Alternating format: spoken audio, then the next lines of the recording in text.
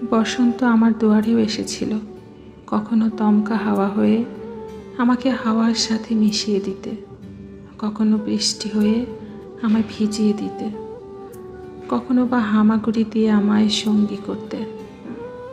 প্রতি বসন্ত করা নাড়ার আগে আমি শুধু পিছন ফিরে তাকিয়ে দেখি চলে যাওয়া বসন্তের নিদারুণ অবহেলা। আমি আঁতকে উঠি, কুঁকড়ে যাই, ভয়ে, ঘৃণায়, অপমানে গুটিয়ে নিই নিজেকে। আমার আর আঁকড়ে ধরার স্বাদ জাগে না, নতুন কোনো বসন্তকে ছুঁয়ে দেখার সাহস হয় না। তবে একদিন সব ভয় পুঁজি করে ফেলে দেব চৌকাঠ পেরিয়ে যাওয়া বসন্তের কোলে।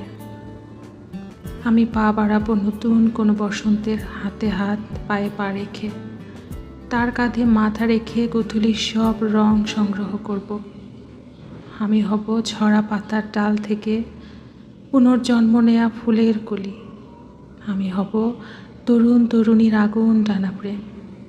আমি হব বসন্ত বিলাসী।